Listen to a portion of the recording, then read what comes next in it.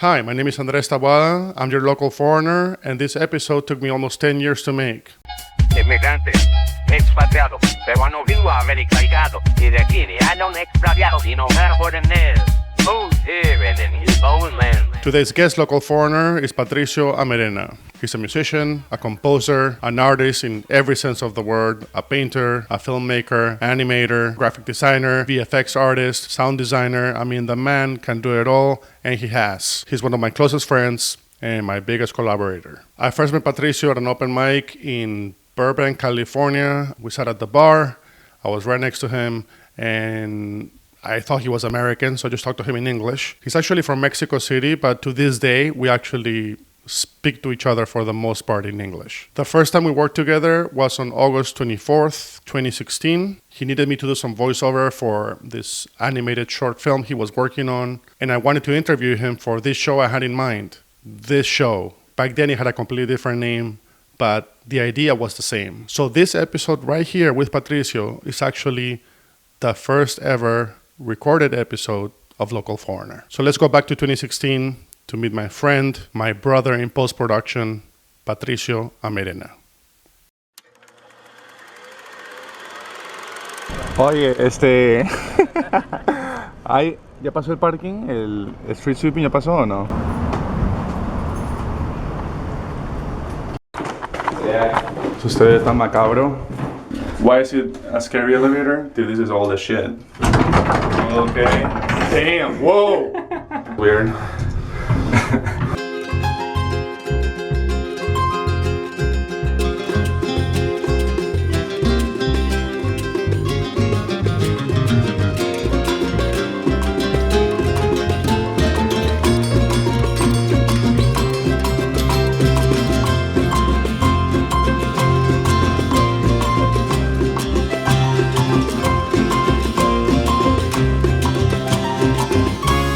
Would you like me to close the door? Oh yeah, could you please? Thank you.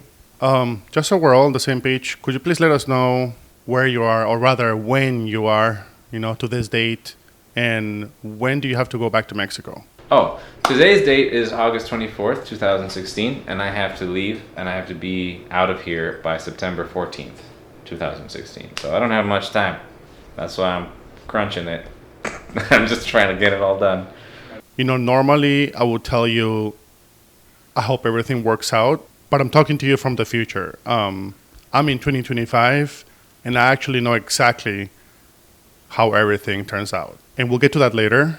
But first, if you could please tell me where you grew up and how you ended up here today. So I grew up in Mexico City. I was born in 1997, and I kind of always felt, it's a crazy town. It's a lot like LA, very busy, lots of people there.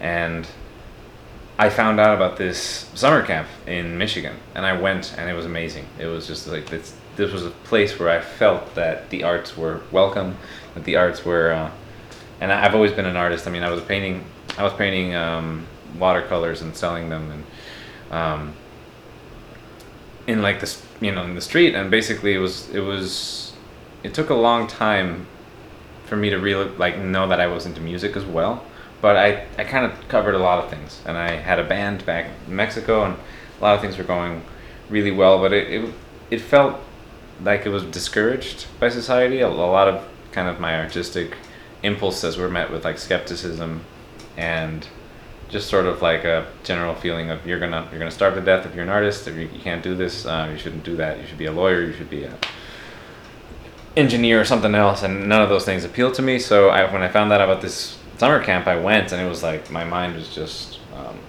opened up to the possibility that I might be able to do this. It was always kind of encouraged in my house. My mom was really always encouraging of artistic things that I was into, pretty much anything that we were into, but I found a lot of encouragement in that area. And when she also taught us English and Spanish at the same time, which is why I'm fluent in both.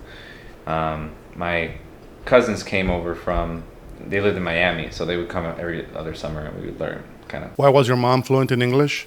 She had to learn it the hard way, and she always kind of felt that she wasn't very happy that her father didn't teach her English because his dad was from Scotland. So my great grandfather was Scottish. He spoke fluent English, and he never taught it to her because maybe he was embarrassed or he didn't want people to think that he thought he was better than them or whatever. He was trying to blend in with other Mexicans, and so he always played down his knowledge of the English language. So that my mother always resented that. She was like, "Why didn't you just teach us to speak 2 languages instead of 1?" So she taught us. Me and my brother, we both spoke it at home all the time. And That's interesting because normally it's the other way around, right? yeah, it's exactly the same thing. So yeah, with us, actually, that happened to me too. When I started going to school and everybody spoke with a Mexican accent, I kind of faked it or just tried to blend in so that nobody thought I was, being a ham, being too much of a show off. But then later I realized that there was no need to do that anymore, so I stopped.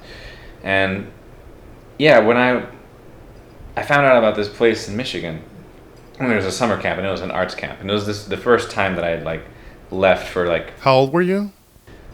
I was probably like 15 or something like that, and then I just fell in love with the United States. I thought it was like the best place because there was this nourishment of the arts, and there was a community of people that were also doing that, and they thought that they were going to do that. They had like marching bands and orchestras in schools, and I had no idea that could happen. I mean, back in my school, it was just recorders and guitars, and that's pretty much it. So I had a band in Mexico, and I kept applying to try to get into this school that I really liked, and I kept getting. I didn't get any scholarships until the last year. After I finished, there was like a post-grad year. So this was like when I was 19, and I took it, and I went to Michigan, and I learned music, and I found out about Milwaukee, which had a really good guitar program. When did you start playing the guitar? So I started playing the guitar when I was like 14.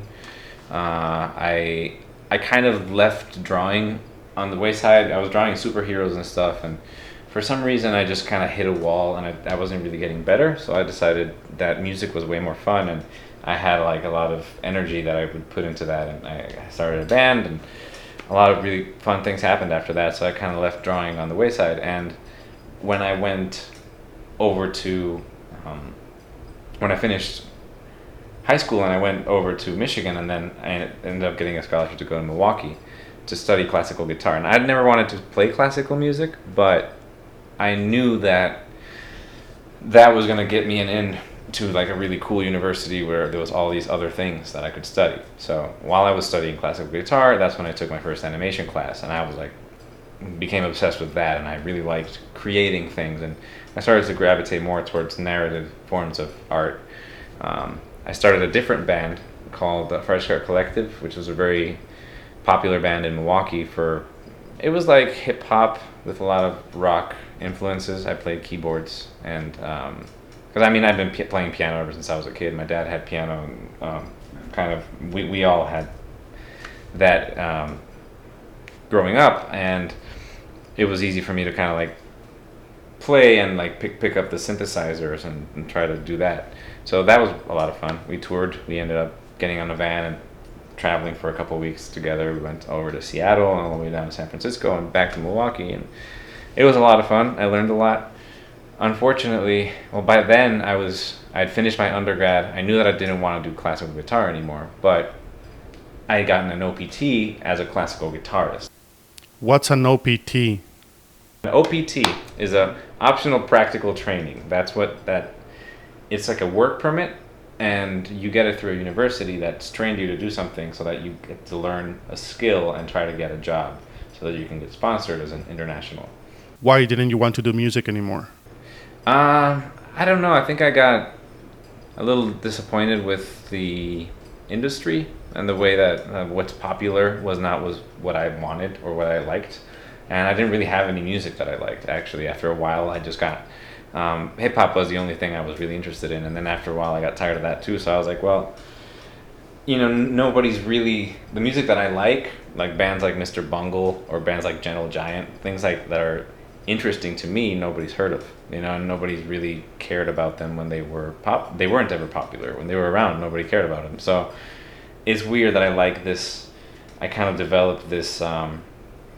this inner struggle of knowing that if I wanted to make money in this, I would have to really compromise and really be somebody who's making jingles or somebody who's producing young pop stars. And there's a lot of people that do that, and that's great. I all the more power to people who do that, but I just couldn't. I mean, it was just not for me, and I knew that this band was not gonna make us famous. I mean, we opened for the Roots, and they're still playing, so they're doing great. Wait, you opened for the Roots? Yeah. I mean, this band is still going. It changed the name and stuff, and they have ways to go. I think they're gonna get far. We kind of knew going into it that it was gonna take a long time, and I just didn't have the time. I mean, I ended up being like, sorry, I don't have 15 years to try and see if this is gonna work, because I have a deadline. I have to go big or go home. Why did you feel like you had a deadline? Because the government doesn't allow immigrants to stay indefinitely after they've studied. I mean, you have to be here on a visa. So if you're on a tourist visa, you can only be here for so long. If you want to be here longer, you have to get a student visa, which is what I had, and that was fine. And then I had an OPT, the training period that I told you about, that extended that for one more year. And during that year, I was in the band, and I was teaching guitar at these academies for music. I was teaching little kids. I was teaching little kids, and it was awesome. Not really what I wanted to do, but I mean, I knew that I had to get a job in music and in teaching, with a classical guitar degree. So that's what I got. And eventually, the companies were really small, and they were like, "Yeah, I mean, you're great. We love you, but we're not going to be able to sponsor you because we don't even know what that would entail as far as paperwork," and they weren't going to put down the money. So I thought about going home. I mean, I started making plans about, okay, it's time to go home then, because I can't really find a different job right now, and I don't have any time. But the singer for my band he had gone back to school. He was going to grad school, and he was getting a master's degree in liberal studies, and he said, maybe you should look into this and try to see if you can, maybe that'll buy you a little bit more time so that we can keep this band going. And I thought, that's a great idea. So I looked into it. It was awesome. I applied. I got in. It was great. I mean, I got a scholarship there, and it probably was one of the best things I've done as far as like my artistic. I didn't think so, but just reading more and knowing more about the context of art got me thinking about not just how to make stuff, but why I make stuff. And it was very good. I wrote a play while I was doing that, and performed it. I switched jobs. I started working at the library so that I could be back in the university. That's another thing that's kind of difficult. It's like when you're a student, you can only work at the institution where you're learning. They don't let you get a job anywhere else. So like your career kind of it's just at the mercy of whatever your immigrant status is. So yeah, as soon as my school ended, I applied for another OPT, because you can only get an OPT if you're going to the next level of learning. So if you get 2 undergrads, you only get 1 OPT, right? You can only get an OPT for undergrad, master's, doctorate, etc. So as soon as the master's degree ended, I applied for another OPT, and at that point I made the decision that I'd already quit the band because I didn't think that was going to take off anytime soon. So I realized that if I had another OPT, I would rather have it in a city like Los Angeles, where there are a lot more opportunities for the arts, where there's a lot more money going into them, than in Milwaukee. So that's why I just packed up my bags, got in my car, and started driving a little bit over a year ago. So you came to LA hoping to become what?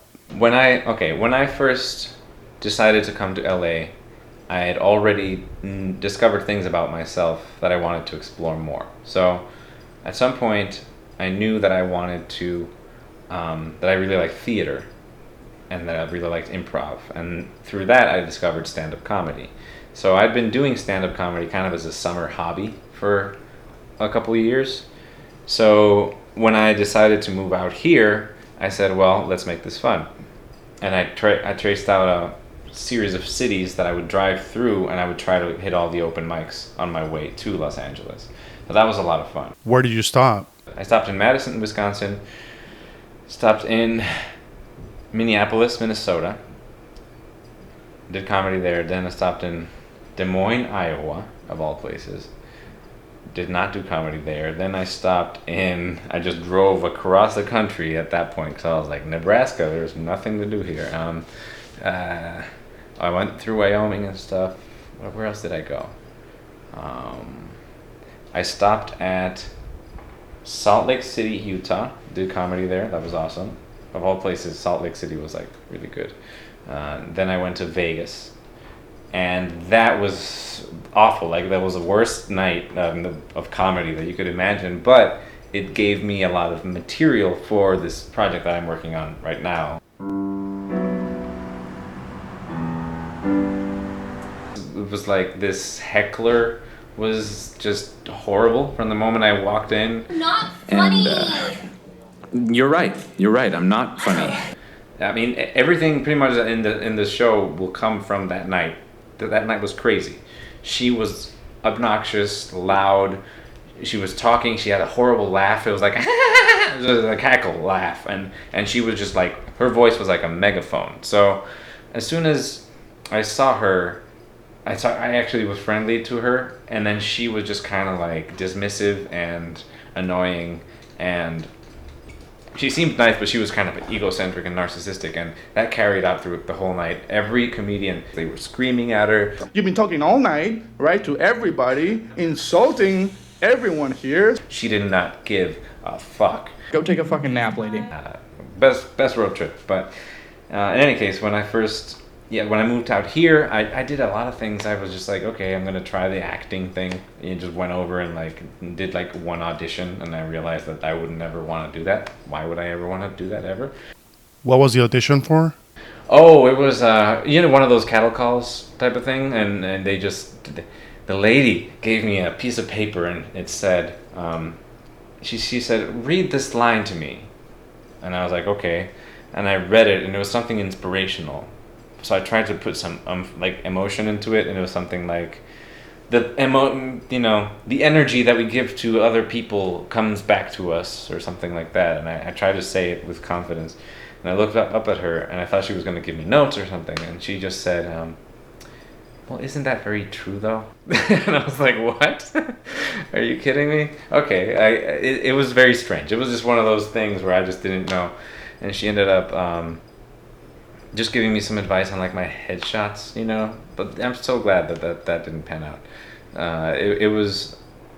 I crashed at my buddy's place when I first got here, and then I just really quickly tried to find a place to land, so I found this apartment, and that was awesome. As soon as that happened, I was very lucky. I mean, I just started applying to jobs to everywhere that I could, and there was no responses at all. And the one job that I didn't applied to was the one that I ended up getting, which was through this same guy got me an interview at Stupid Buddy Studios, where I was a PA/runner in their operations team.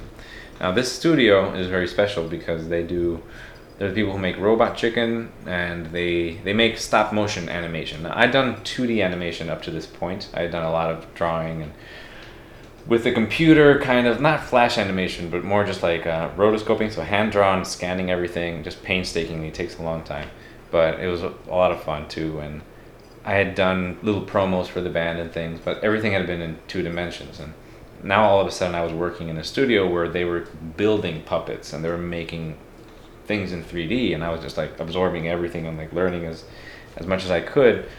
I wasn't really doing that much creative stuff as far as the work went. Sometimes they would. Sometimes they'd be like, all right, you got to help me paint this, tiny little football field, or you have to help me build this thing, this wooden piece of, thing with holes in it that simulates light going through leaves, things like that you just have no idea you would need to make something like that.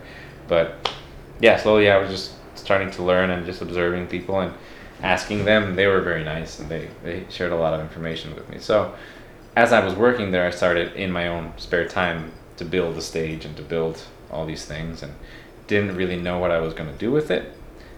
But the more that I worked on it, the more I started to think of things to do with it, and sort of ideas started to come to me because I was in a way putting together all this research that I didn't realize I was doing. I mean, I started to say, okay, well, what if I made a movie with a stand-up? Oh, did you run out of batteries?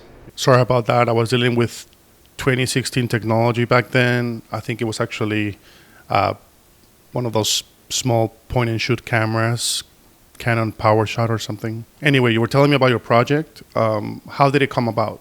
So I started to like get things set up in like a table and a little clay here and there, and just taking pictures one at a time and putting them together. That's what stop motion. I guess that's what characterizes the technique. It doesn't have to be clay, but it can be anything.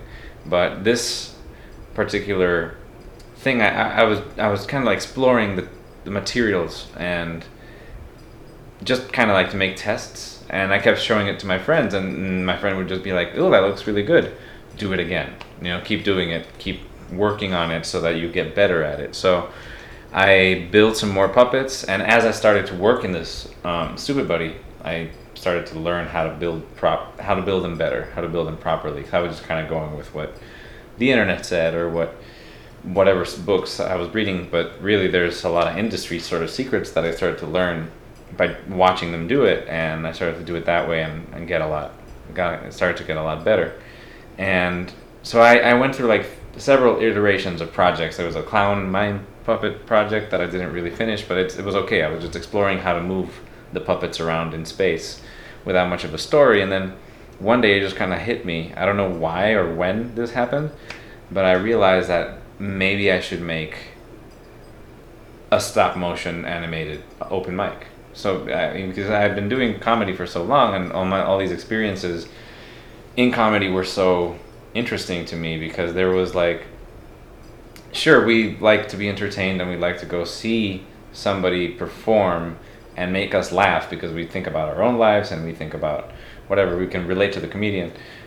But there's also other things that are going on. There's moments that after you've been to enough open mics that are beside the comedy, right, beside the actual bits, that are also interesting and funny to me, which are like almost like the rituals, the pre-rituals of like the announcements and the host talking to the audience at first. And thanks for coming out to Marco's open mic under the stairs. We do this every Tuesday, and it's free comedy, guys, so you get to see some really funny comics, and I'm excited. Who's excited? Having those sort of awkward silences and those maybe rocky moments in the show. It's not a well put together show. If you go to an open mic, it's never going to be this smooth performance. It's always just kind of like amateur hour meets some brilliant things that happen. And sometimes, a lot of the times, it's just like, even if everybody sucks, I'm entertained, because it's like there's dynamics and there's people bombing on stage is very entertaining to me as well. So I kind of like, that took away a pressure from me. I thought, okay, if I make a stand-up comedy open mic and put it in animation, even if the material sucks, even if I'm not funny, even if my stuff is not funny, it'll be fun to watch. And that's kind of what started it. And then later I thought, okay, well, if I'm the host, I could have other comedians come in and do sets, and I could animate them as well. So I would have some more diversity in voice ranges, and also be able to kind of bring them in and have them record their stuff so they can be like on YouTube, hey, check out, this is, that kind of like promotes their stuff, promotes my stuff. And it also, it just kind of snowballed into this big project. That's pretty much all I'm doing. This is all this time I'm spending is I'm trying to get this first episode done, this first open mic session. My hope is that once I finish this, or at least if I come up with a sort of like a midway point where some of it's finished and some of it is in animatic form, which is just like storyboards, just kind of like a preview of what the movie's going to be, before I leave, because my second OPT is about to run out. That's the big thing that I'll talk about in a second. If I finish, then I'll be able to present that to either the people that I used to work with or anyone else who might be interested, and maybe see if they want to pick it up as a web series or as a TV show. So that's kind of where I'm at right now. The reason I stopped working at Stupid Buddy wasn't because I quit or because I was fired. It was because the OPT finished, and I wasn't able to get a different job. So I applied for, a storyboarding job, and I kind of like kept knocking on the door, like, hey, I would love to animate for you guys. I would love to do voice work for you guys. But I don't think I'm, up to whatever standard they need yet. And I think I might someday, but right now they didn't, they didn't call back, or they didn't hire me as an artist yet. And what's difficult is, as an operations production assistant, that's not specific enough that they wouldn't be able to replace me with an American. So that's the reason that my OPT I couldn't get a work visa as a runner, because that's just not specific enough. So it would have to be as an artist of some sort, and they go through all this paperwork, and I asked all these questions. So I totally, I told them I was totally fine with them not sponsoring me, or not trying to, because I don't think they would have been able to sponsor me if they had tried. This whole situation is very boring to me, at least. I don't like talking about it. I would rather talk about something else. I would rather just be left alone and do my life. But unfortunately, it's hard to stay here, even if you do it illegally. Even if you just try to do everything by the book, it's really difficult. You have to be some sort of it's easier if you're in the sciences. If you're in business, that's a lot easier. If you're in the arts, yes, this country has a lot more opportunities than mine did, and that's why I want to be here. But there's definitely problems, and there's definitely a kind of a lot of obstacles to doing anything in the arts, and you have to have won a certain amount of awards, or have like some sort of connection or position, that if you don't have that, then you're either gonna you're gonna have to go home, or you're gonna be here illegally. But when I go home, if I go home, I'll probably be really happy, because I haven't been able to go home. I mean, I've been kind of stuck here because my visa has expired 2 years ago. So if I go home, it's always like pulling teeth. It's always like, guys, can I, so and so died, can I go home? Yeah, you can, but you might not be able to get back in. So we're gonna sign this piece of paper, make some phone calls, and hopefully you'll get back in. And I've been able to get back in every time. It's always been like through the room. They put you in a little isolation chamber before they, I've missed so many flights just coming back in. Leaving is fine. Nobody cares if you leave. But if you come in, that's a whole thing. And I understand why there are protocols, and that they need to be followed, and that they need to be followed properly. And I understand that, but borders are illusory. They're illusions. And just because there's a language barrier, or there's human beings are the only ones who have to be beholden to a nation, which is very strange. And some people are very patriotic in this country. In my country, I didn't grow up with that. I never really cared. I mean, I care about my people. I care about Mexicans.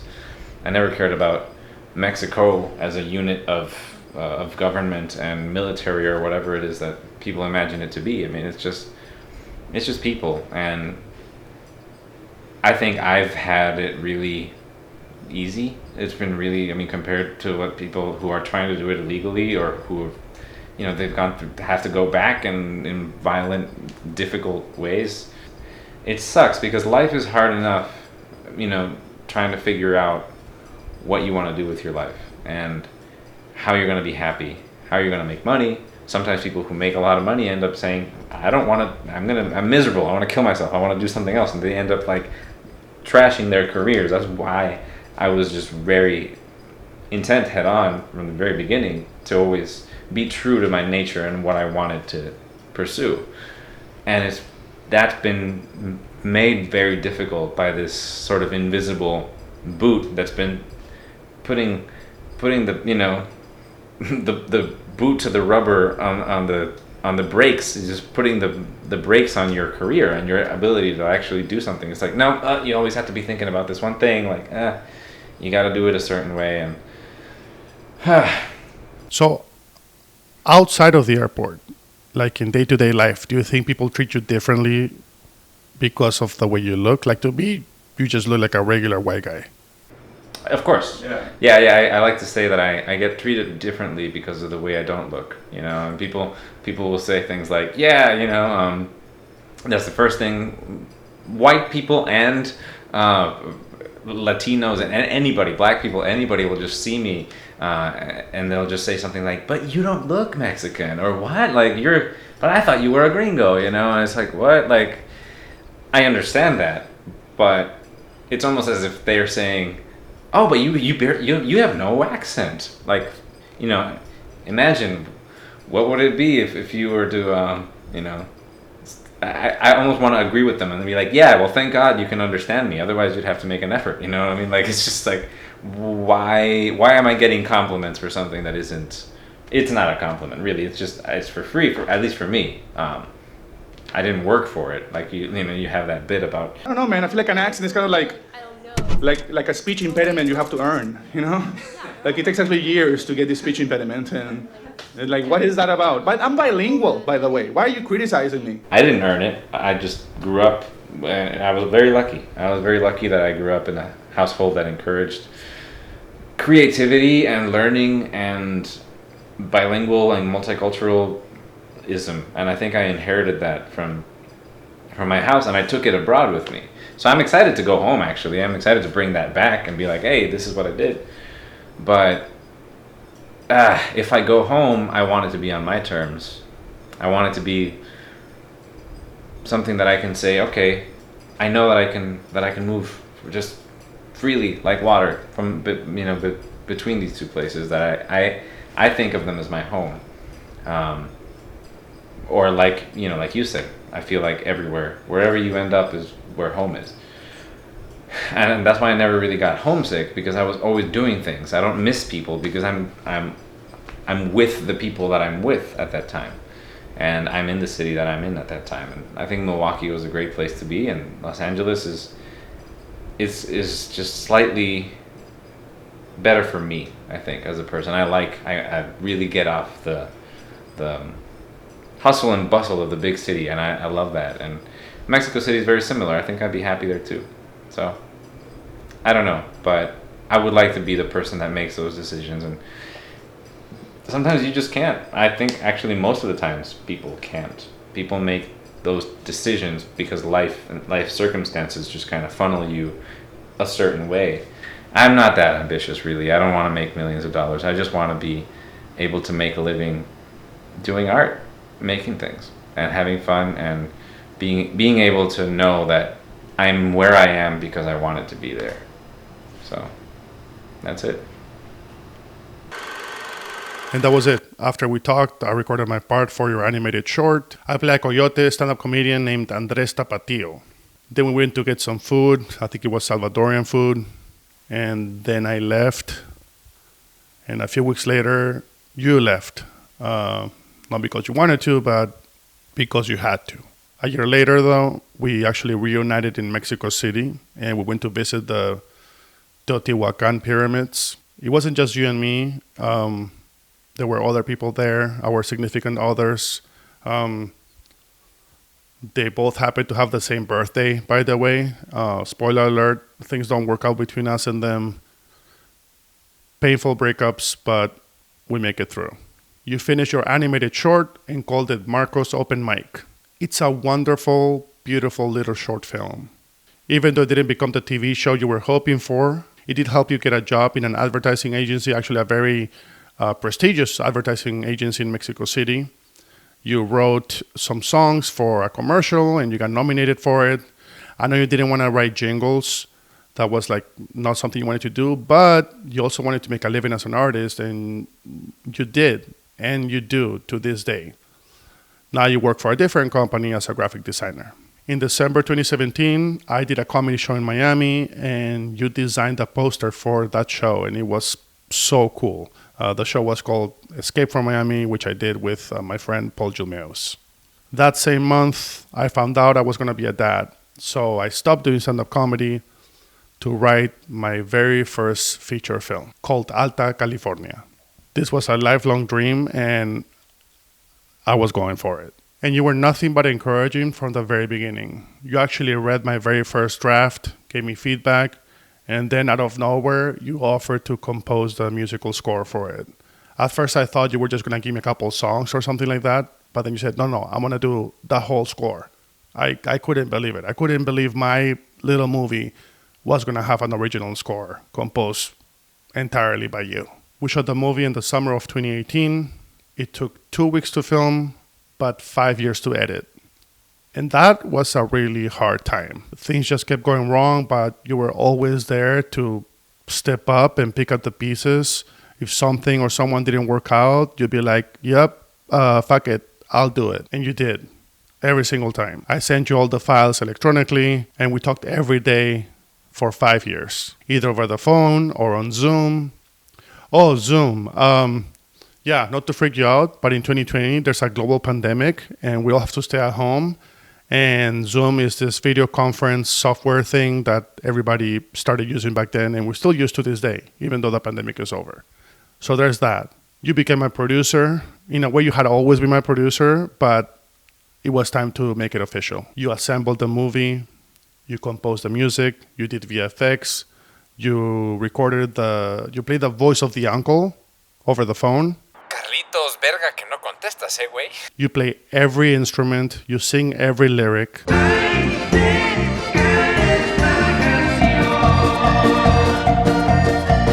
And 4.5 years later, we finished it. You finished it. And on March 18th, 2023, you came back to LA and we screened it in Los Feliz for our entire casting crew. You also made the poster for it. I forgot about that. And then in 2023 and 2024, we, meaning you and I, got back together and took this movie to film festivals all around the country.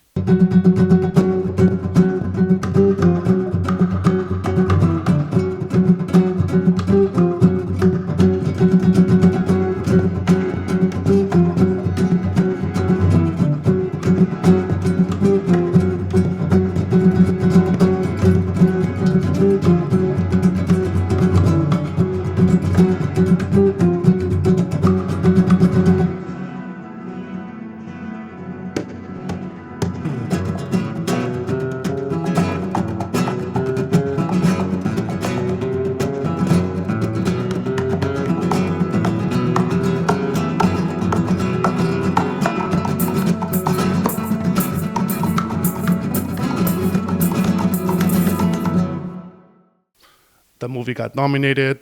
It won some awards. People just loved the movie, which was the craziest, most surprising, and best experience ever. They also loved your music, by the way. In fact, all the music for this episode is from the movie soundtrack. You made that. You know, that St. Augustine Film Festival, I was approached by a man called Leland Sklar. You may have heard of him. He is an iconic bass player. He actually used to play bass for Phil Collins. And he said, Patricio, it's Leland Sklar. You rock! You did such a beautiful job on that score. The movie, yeah, it's not so much, but the music was fantastic. So I'm just going to close my eyes and listen to it. I mean, I just can't think of a higher honor for a musician to hear something like that. And right when we thought that our film festival run was over, we got into the 27th annual Dances with Films, and we had a sold-out screening at the world-famous Chinese theaters in Hollywood, California. Our home turf. Everybody came out. We packed the theater. A few days after that, we went to Runyon Canyon for a hike. All right, let me know when you were ready. I'm ready. You ready? You're going to be here, by the way. Okay. Let's be careful how far we step, actually. All right. I'm gonna hold my hands like this. Perfect. So it doesn't look like you can just Perfect. pop them If you out. could join me here. Yeah. My name is Andrés Taboada. I'm the writing director of Alta California. This is Patricio Amerena, my producer, composer, VFX artist, color correction, sound design, and yeah, he composed all of the original score. So I wanted to make sure I introduce you properly. We are a few days removed from our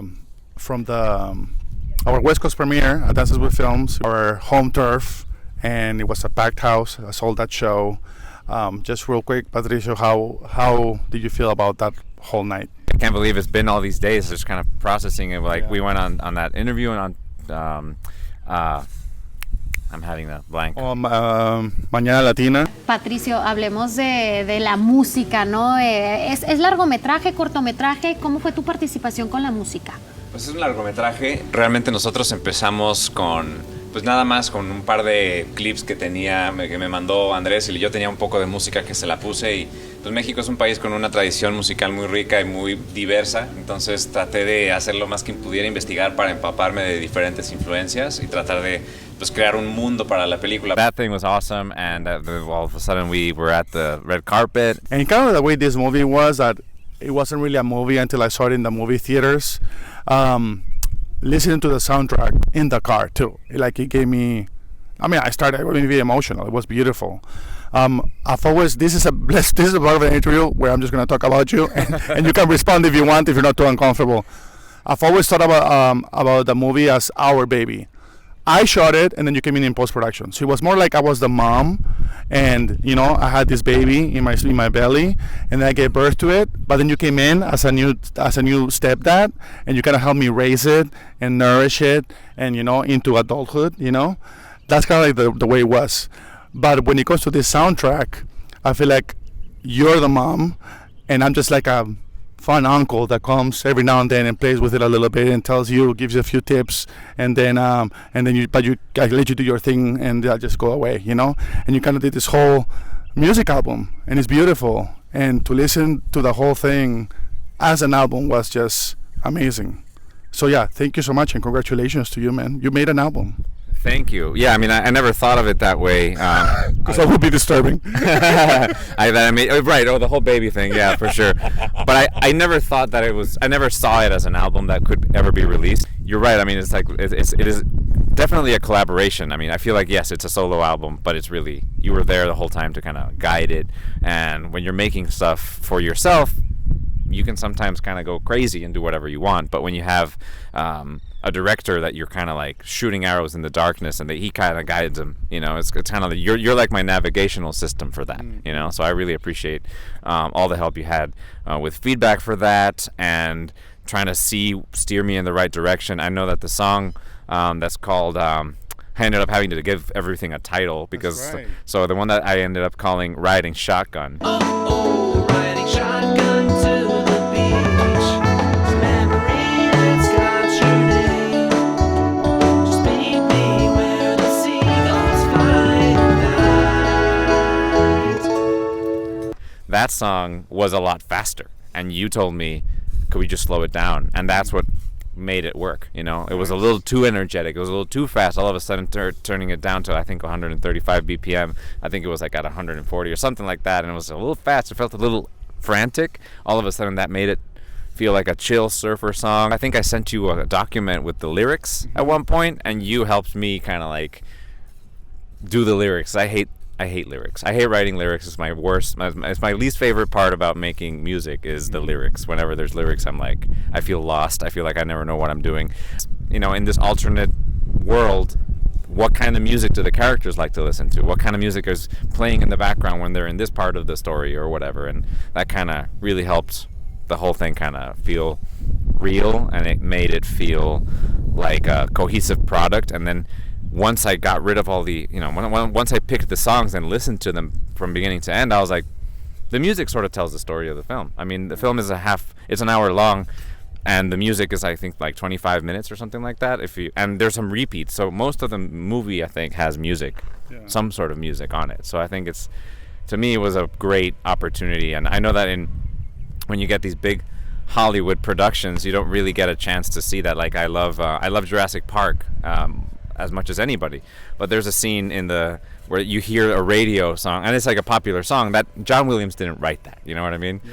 And to me, it was really cool to be able to do both. Like, okay, I get to make the world building music and also the score music, and that was really fun. The research part was awesome, having to like sit down and like listen to Banda Sinaloense stuff and listen to all the other kind of regional musics of Mexico, and then try to compare that to like the surfer 90s music that you sent me a Sublime track. You were like let's try to make it. I was trying to make something more like 1970s. You're like, no, let's try to make it more 90s, and stuff like that. It was really fun, man. It's like so cool. It's like a lifetime. It was like a dream come true to work on this, because you were there and you kind of gave me this kind of white canvas to explore and to find the the soundtrack for this movie. That's amazing, man. Thank you so much, dude. Yeah, it was I love working with you on it. I mean, it's your album for sure, but yeah, the fact that I was able to even get in there and give you some feedback, and you were able to include some of my ideas, that's super awesome, and even let me write some lyrics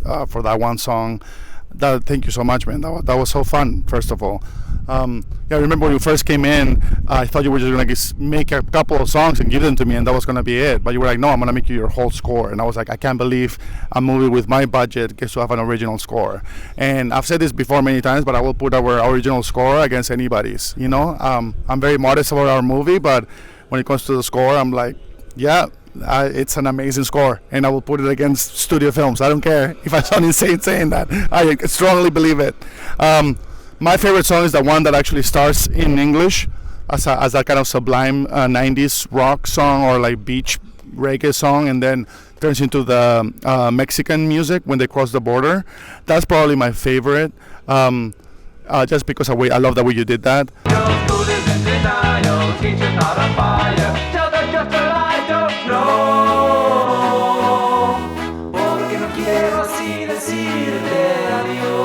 Yeah, it was cool because you will make the music that they will listen to in the background. Like Ramiro has a song in the background that he plays, and you sing also every lyric you play. That's actually 3 songs. Oh wow! Because they cut.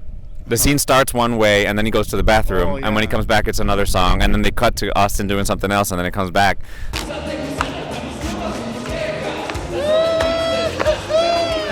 So I made like a bunch of tracks, and then I picked my favorites, and also the scene where he's driving by, you know, he's sort of like just, the boss is driving by and there's music in his car.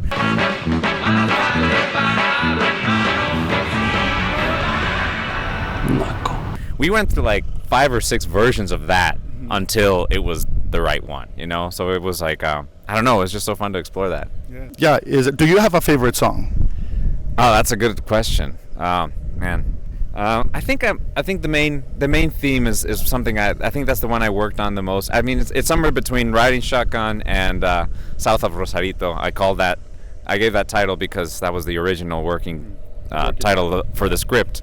But there was something about that when I first wrote it. I mean, I had kind of like the basic just kind of chords, and I had a really simple melody that I thought was really lame, and I was like, this is not it, I don't know, it just seemed very uncreative, but I had it, you know. I recorded it and I went to sleep, and at 4 in the morning I had been doing these kind of exercises on the guitar that were kind of more about moving the intervals around and not going so much step up the ladder, like jumping up and down the ladder kind of exercises.